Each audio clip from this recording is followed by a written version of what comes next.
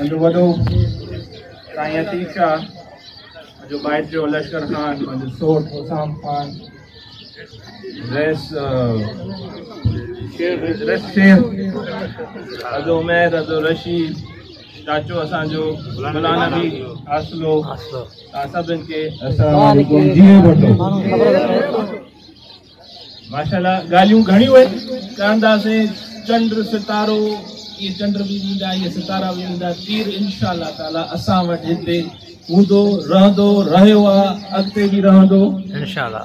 पीर अतीक शाह तव्हां सभिनि जो ॼातल सुञातल, तव्हांजो कछल, मां चवां कछल ऐं खटियल अॻ में त रहियो आहे, पर हींअर बि खटियल नुमाइंदो आहे तव्हांजो इंशाअल्लाह ताला। अदो उमैर जंहिं तरीक़े सां इन्हनि असांजो इस्तक़बाल कयो, जंहिं तरीक़े सां असां हिते पहुता आहियूं, गणती न आहे जो तारो कोन ॾिसंदासीं, राति वई तारो वियो, तीर रहंदो।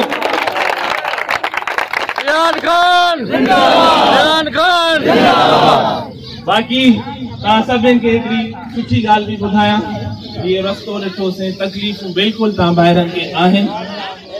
असांजो MPA हितां वारो असांजो भाउ आहे, नओं आहे अञा ताईं।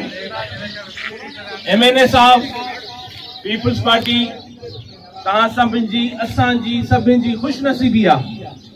बिलावल साहब डिसाइड किया था हो इन सीट ते कंबर ज़िले में इंशाअल्लाह ताला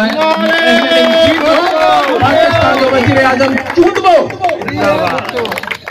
ऐं इंशाअल्लाह ताला ये रास्ता रोड कम जायूं नौकरियों ये सब बिलावल साहब को अर्ज करे जिद करे वठंदासीं।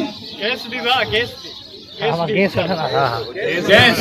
बोले इंशाअल्लाह बाबा प्राइम मिनिस्टर जो तक हूंदो, इंशाअल्लाह गैस हूंदो। आख़िर में पंहिंजी जाइ वठंदो, 26 तारीख़ जो अर्ज़ कंदुसि तव्हां ॿाहिरनि खे, 26 तारीख़ आहे।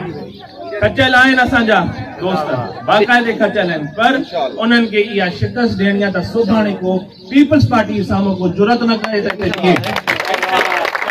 चाहे उहो जेको बि आहे।